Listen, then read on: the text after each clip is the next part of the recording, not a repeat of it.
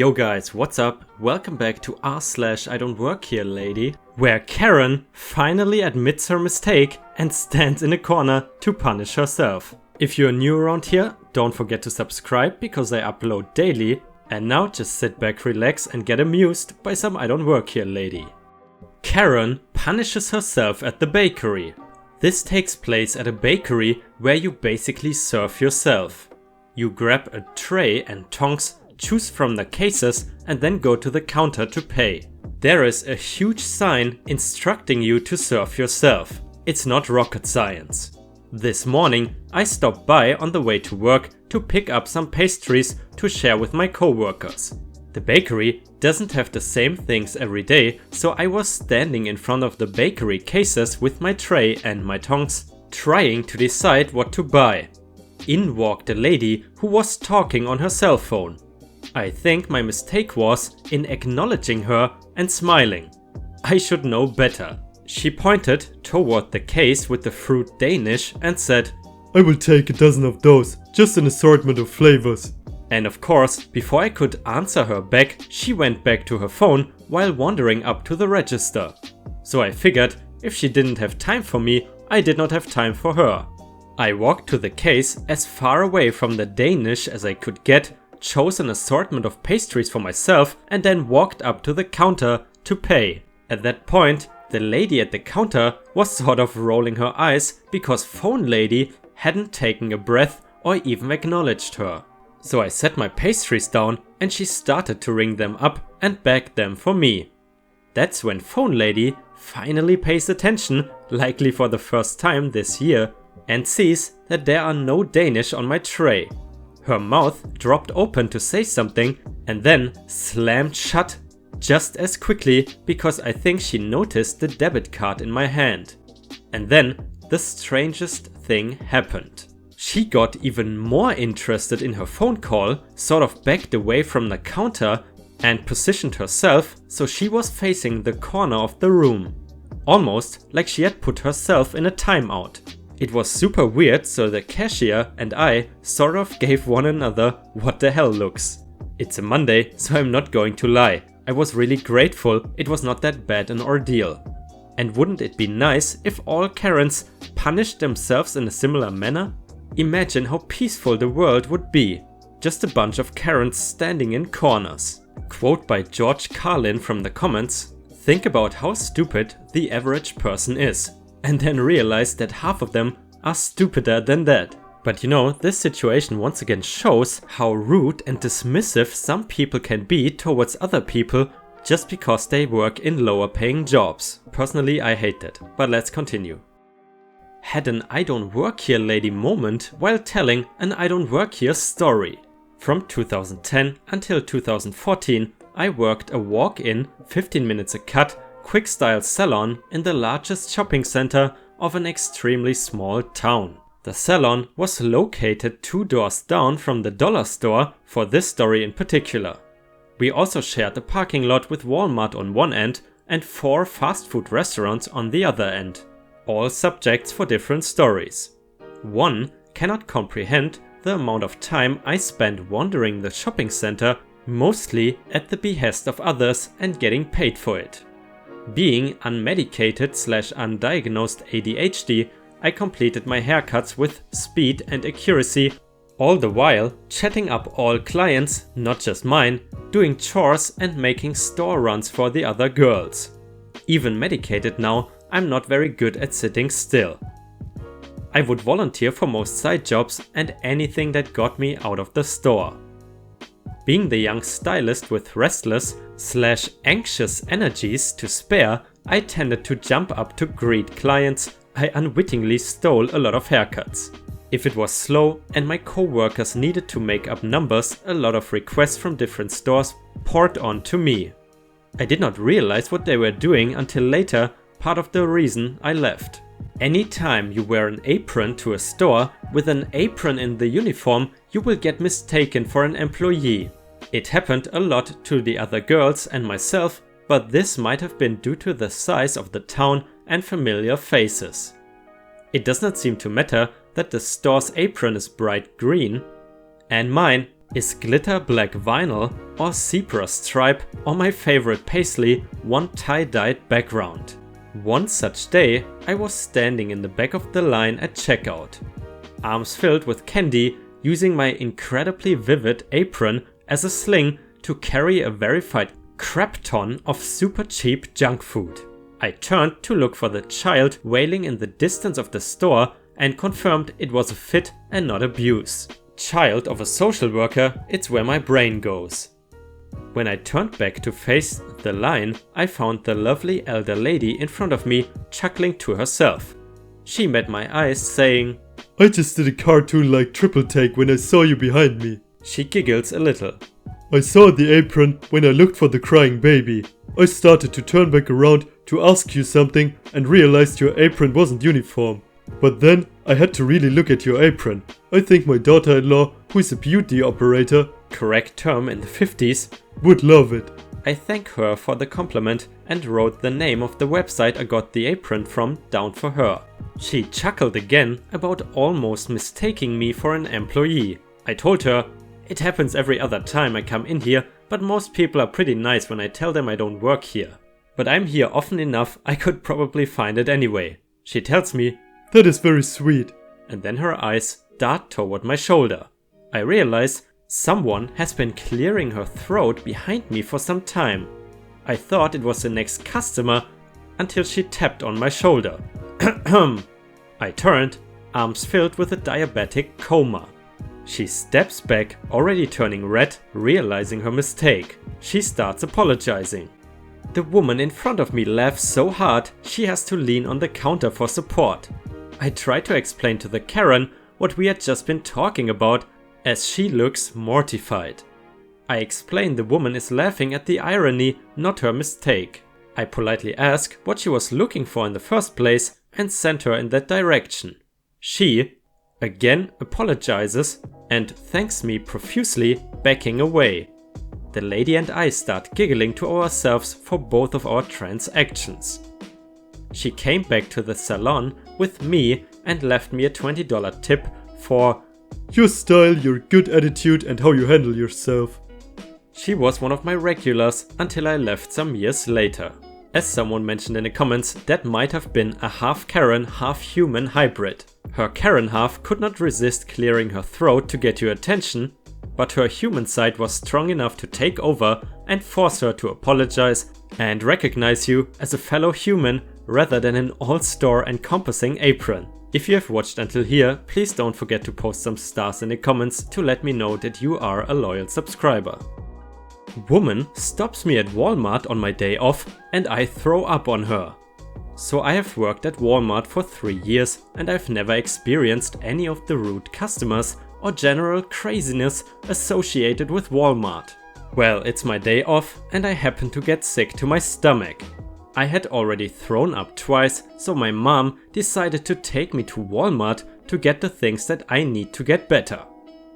She insisted that I just stay in bed while she gets the things, but she often got the wrong things, so I decided to go get them myself. Big mistake. When we arrived, we started to get our things and tried to get out as fast as possible since I was starting to feel really bad. When we were on our way to the checkout, this woman stops us. I recognized her since she was there the day before when I was working. She started to ask me about stuff and I have to tell her that I was not working today. She huffed and said, you can still help me out. All I want to know is where the dog food is. I pointed the direction of the dog food and tried to get out of there because my stomach was starting to hurt. She stops me again and says, I already looked over there and I could not find it. Just come show me. My mom tells that lady that I'm sick and that I don't have time to go with her and just find somebody else to help her. She tells my mom to shut up and looks back at me and says, it will be just a few minutes. Come on and help me find it. My mom tells this woman to back off and leave me alone, but the woman is insistent that I help her. Just then, it felt like somebody had grabbed my stomach and started squeezing it, and I started to throw up.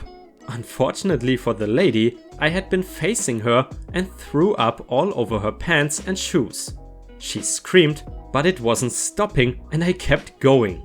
She had backed up after I had started and was screaming for a manager. My mom was holding me while I tried to stop, but the pain in my stomach was too much and I just kept going. One of the cashiers saw what was going on and immediately radioed for a manager and custodian. One of the managers comes over and sees the mess, and the lady is crying to him about how I puked all over her. My mom tells him that I was trying to leave, but the lady wouldn't let me. The manager takes her to the back and the cashier, who I'm friends with, takes me outside and sits with me while my mom goes to pay for the stuff.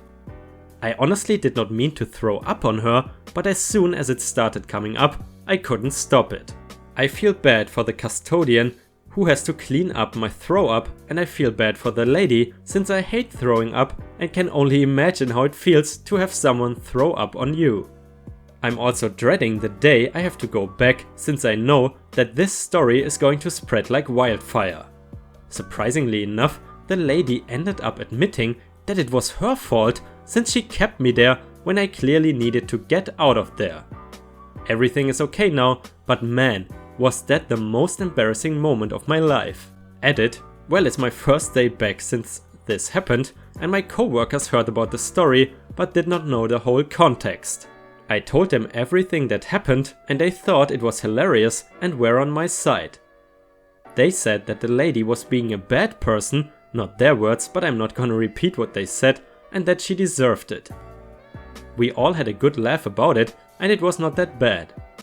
Also, the maintenance guy was off today, so I did not have the chance to apologize to him, but I will try to make it up to him the next time we both work. I think the OP should not be embarrassed about what happened. I would say he should be proud because he taught that Karen the lesson of her life. Entitled mother screams at me because I won't give her free groceries. I was at the supermarket and my purse collided with a precariously stacked tower of apples, sending them scattering. I picked them up and went on my way. EM for entitled mom, EC for entitled child. I was just finishing up in produce when EM cornered me. For context, I'm a senior woman and I was in a dress pushing a cart of groceries. EM. Hey you! Me, yes. EM. Where's the free fruit? Me, no clue, sorry. EM, sarcastically. Well, would you go find it please? Me, I don't work here. EM. I just saw you stacking a display. I don't care if this is not your department, my kid is hungry. Where is the free fruit? Me, oh, sorry, I don't work here. Anyone in a green or black apron can probably help you. EM. No, I don't have time to wander around. You help me. Me, slowly. I do not work here. Good luck. Entitled child. You are stupid. You don't even know where the fruit is. If I had more presence of mind, I would have said, well, neither do you. But this kid was like 7 and I had to be an adult. Me, look, I cannot help you. Turns to leave. EM. What's your name? I'm reporting you to the manager. EC. Yeah. EM. Shut the F up, EC. Very classy, cursing at your 7-year-old. I just walked away at this point. Okay, now this is where it gets interesting. I'm going to check out and I see EM and EC in the next line over. EC is eating an apple and the cashier, I guess, has asked to scan it because EM was yelling about how it was supposed to be free. Loud enough that other employees and a security officer had started to come over. Cashier, I'm sorry if there's some kind of miscommunication, but we don't have a free fruit program. Then she says one of their store employees told her it was free and was very rude to her. I don't love confrontations, so I'm trying to avoid her line of sight. No luck. EM. Right there, that one. She told me it was free and she wouldn't help me. Me, looking around pretending like I'm trying to see who she's talking about. EM. Do not ignore me, I'm a customer. Me, excuse me, are you talking to me? I don't work here, sorry. EM. She's lying, I saw her working here. Cashier. Ma'am, she doesn't work here. You're going to have to pay for the apple, or I'm afraid I will have to escalate the matter. She kept yelling and I did not buy much, so I just paid and got out of there as soon as possible. I hope she was banned. Crazy lady. You know, that story once again Makes me question why Karen didn't simply put the damn fruit back, but that would imply that she admits to having made a mistake, which is obviously something that Karen would never do. But let's continue. That is not my job description, but okay, wholesome story. I'm not sure if this is the right place to put this. I felt like it could be an entitled parent story, but frankly, it was a positive experience, so maybe here is good. I used to work in a camera/photography store. My job consisted of selling cameras, photo albums, frames, and helping customers develop their photos. I also worked the cash register. So one day, a mother came in with her baby. She was planning on printing birth announcement photos.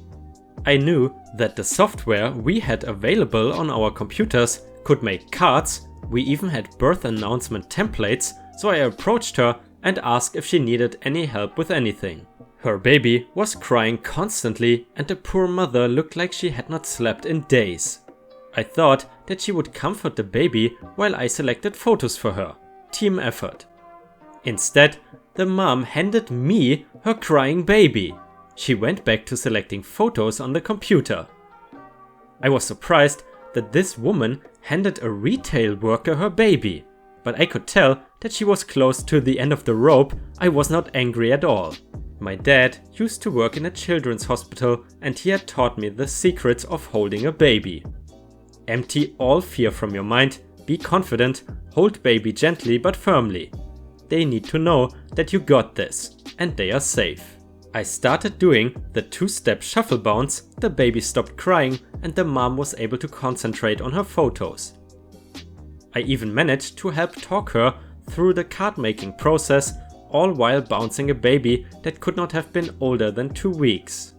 After the mom had finished selecting which photos to print, she took the order slip and turned to me. I had not stopped bouncing since she handed me her child and the baby was asleep in my arms. The mom was relieved and impressed. Mom, that is the first time anyone other than me has managed to get her to sleep. You're excellent at this. Your mother taught you well. I smiled, proud that I helped a new mom. Me? Actually, it was my dad. He taught me how confidence is the key to holding a baby. The mom took her baby back and put him in the stroller, still fast asleep. I processed her order and told her when her photos/cards would be available for pickup. She thanked me again and left. It was not in my job description. This had to be the youngest baby I had ever held, and at that point in my life, I don't think I had held more than 3. But when that baby fell asleep in my arms, man, it was the greatest sense of accomplishment I ever had at work. Lady thinks I work at Disneyland because I was trading pins with my daughter. So my family is very fortunate to live very close to Disney World. Every year, when they have their Florida residence 4-day passes, we go. This year, my daughter and I decided to try pin trading. Our first day, we stopped outside of the entrance to Disney to use the bathroom. I waited outside with my 2 daughters, 2 years and 6 months, and decided to practice how to do the pin trading with my 3-year-old while we waited for my husband to come out. Let me also say, I looked nothing like how the cast members at Disney looked. I had a Winnie the Pooh tank top on, black shorts, a Disney lanyard with pins, and on my back I had an ITA bag full of pins I did not plan on trading. I also had 2 strollers in front of me. No one should have mistook me for a cast member. After doing some mock trading with my daughter, a little boy, probably around 8, asked to look at my pins. I showed him the ones on my lanyard, since I keep all my pins I want to trade on there. He did not seem too interested in the pins on my lanyard, but soon noticed my ITA bag. Boy, can I see those pins? Me, sure, but I don't want to trade these. I show him the pins in my bag and say again how I don't trade those. He soon spots a Nightmare Before Christmas pin that is actually my husband's. My attempt of trying to get him into pin trading too. Boy, I want this one. Me, I'm sorry, that one is not mine to trade. You can pick any of these. I motioned to my lanyard while trying to now keep my 3-year-old from running off into the park. I soon noticed the kid's mom coming towards me. I was a little relieved, hoping she would pull him away from me. "Oh, you're trading. How fun," the mom says. Boy: "Mom, I want that one, and she won't trade with me." Mom: "Well, she has to. It's Disney rules." At this point, my anxiety had taken over. At Disney, the cast members have to trade their pins with anyone who asks to trade. Other guests do not. I sigh, trying to calm myself down. Me? The cast members have to trade, but I do not. He can trade one of the ones on my lanyard, but my bag holds the pins I don't want to trade. Mom: "You're not an exception to the rule. Trade with my son or I'm going to report you to your manager." Me: "Do you seriously think I'm a cast member?" Mom: "You were just trading with that little girl, so it's obvious you are." Me: "I was just practicing trading with my daughter." Mom: "Wait right here. I'm going to get your manager and we will settle all this out." I did not say anything. I was dumbfounded. I'm here, struggling with a 3-year-old and a baby, and she thinks I'm working? All I could think is maybe she did not actually think that. Maybe she was just trying to manipulate me to trade with her son. I don't know. My husband came out of the bathroom before she came back. I was not going to sit there waiting for her. Luckily, Disney is big enough that I did not see her the rest of the day. I'm still so confused, but at least it did not get violent, and I was able to enjoy the rest of the day without anyone else thinking I was working there. Guys, maybe we should be easy on that Karen. Maybe that Florida heat fried her brain. By the way, have you guys ever been to Disneyland? The only Disneyland I've ever been to was in Paris, France, but personally I would love to go to the Hong Kong one. That one looks absolutely amazing. Alright guys, that's all the r/IDON'TWORKHERELADY content I have for you today. We will now continue with the subreddit r/church drama, which is usually funny or crazy stories from churches all over America. But if you're not interested in those stories, even though they are quite funny, then you can turn off the video now. Pastor's actual excuse: "My hand slipped." Right down her pants.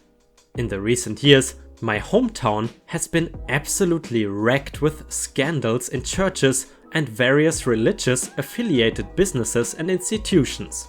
It's honestly awful. As a child and teen, I attended many of these places with my family. As an adult, I tend to avoid anything to do with churches at this point. We used to attend the church where one scandal took place and were previously very close to most people who attended. Bo was a former youth pastor turned leader. After him, a large chunk of us left our previous church to start a new one entirely. Quite another story. Even though they had another youth pastor, he was still involved heavily with the youth ministry and seemed to split his duties quite evenly. His wife was a huge help in the church as well, and some of the kids were close with my brothers and sisters. A woman who had grown up in the congregation, Maria, started confiding in Pastor Bo and started being counseled by him when she was around 18 or 19. From what I understand, she had apparently gone through some troubled times as she got older, with a lot of her guilt in previous promiscuity. She was looking to realign her life and get closer to God again. The pastor suggested that she be anointed with oil, a practice that symbolizes renewal, though he admitted that he did not have oil with him at that time, but would get some when he had the time. They exchanged numbers and Maria thought nothing of it as she went on her way.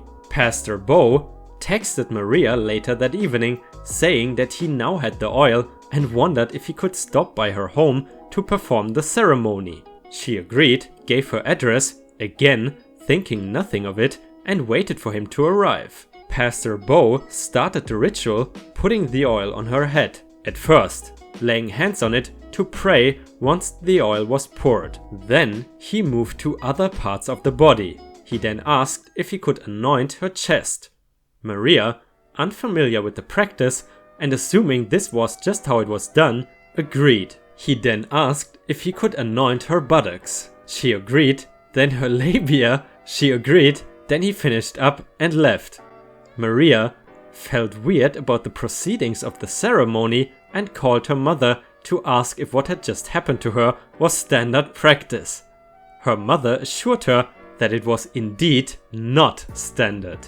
They went to the church and confronted Pastor Bo and the elders about this. Pastor Bo denied that it had even happened. He brought up that he had been counseling Maria and that apparently her promiscuous past probably had something to do with her accusations on him. Maria and her family were devastated and decided that their next step was to go to the police. Spurred into action by this threat, the elders then proceeded to grill Pastor Bo about the events of the evening Maria had been anointed. Pastor Bo eventually admitted that his hand may have slipped into her pants. Oh yeah? How was that possible? Was the woman wearing clown's pants? The congregation was split in half from that point onward, and the church ended up disbanding entirely after a time. Pastor Bo stepped down and moved away. I'm unsure what happened to his family, but I know he got a job somewhere else. Thankfully not a church position. I believe the case was eventually settled with Bo paying a settlement to Maria. It took 3 years. Due to this case were re-examined. There are laws against doctors, therapists, counselors and other professionals that work with vulnerable people to not take advantage of individuals under their care. They are now trying to get clergy under that umbrella, which I full-heartedly agree with. Only a handful of states hold clergy accountable, but hopefully that will change in the near future. The church is often where the lost and broken go to seek salvation. When a church leader in a position of power takes advantage of the people they are supposed to lead and protect, it causes people to lose faith in the God they claim to represent. Wolves in sheep's clothing. Not even the church is safe now. Be mindful and alert, friends. But quite frankly, I think church has never been safe, because you can find abusers like that weird Bo guy everywhere. And to be quite frank, I've never heard of that anointing ceremony before, where you put oil on someone's body in a religious ceremony. If you have ever seen or experienced that before, please tell us in the comments because I'm genuinely curious. And since we haven't had church drama in a while, I will read another one. And of course, if you haven't liked the video until here, please do so now to support me. I would very much appreciate it. Youth pastor does not follow the "thou shalt not steal" commandment very well. First of all, I'm from Mexico, so I'm sorry if while I'm wearing a sombrero, eating tacos and listening to mariachi, I make some spelling mistakes. This story took place last Sunday at my church. For starters, I'm not a strong believer, however, I just like to go for the convenience between the youth group, as I found it a good place to chill on Friday nights when I had no plans with my friends. I have to do something called Prácticas Vocacionales, which is when we had to work for free with someone that studied the same career we want to study. I had the fortune to get accepted to work with my ex-professor in vacations. However, he gave me certain days and hours where he was free and they coincided with the dates of my church camp. So I could not go, and naturally I wanted my money back. I had not paid the complete price because I was paying in parts. So I only gave him like 600 MXN. Which is something like $30, which in Mexico is a lot. I went to speak with the youth pastor and the conversation went something like this. This is not exactly as it went down, but a really close approximate. Youth pastor: Everything right? Me: actually no, I want to talk to you about the camp. I probably won't be able to go because insert reasons mentioned before. At this point, YP's smile started to fade away as we realized I would probably ask for my money back. Well, yeah, I can get you another psychologist, so you can go both to the camp and to practice. Me? Thanks, but I don't want another psychologist. I'm just telling you, I won't be able to go to the camp. Note, I never took the issue of the money into the conversation, never even slightly mentioned it. YP: Well, if you think you can get your money back, you can't. This is like a travel agency. It's not, at all. It's like going to Volaris, Mexican airline, and trying to get your money back. You can't. I can, it's called cancellation.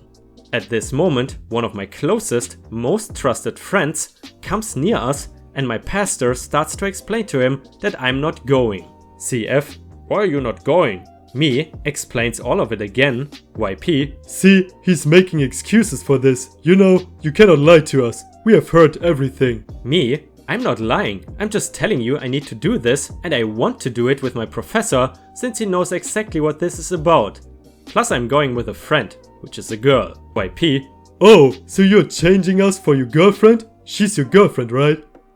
Me, nope, she's my friend. YP at CF, It's obviously his girlfriend. CF just laughed. I could tell he did not believe me as well. YP literally went and started talking to other people. Meanwhile, I am in a chair processing what just happened. CF just stares at me in disbelief. Me, look, just believe whatever you want. I don't care anymore. I stand up and start to go away. What hurts the most is not the money. Although there was no clause that stated there were no cancellations. So if they stay with my money, it's technically a robbery.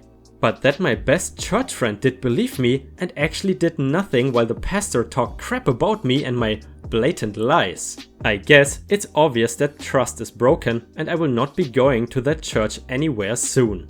That pastor sounds more like a scam artist rather than a faithful Christian. But either way guys, that was all the content I have for you today. I hope you enjoyed it, and if you did, please subscribe to my channel to support me even more, and I hope you have a fantastic day and I see you tomorrow.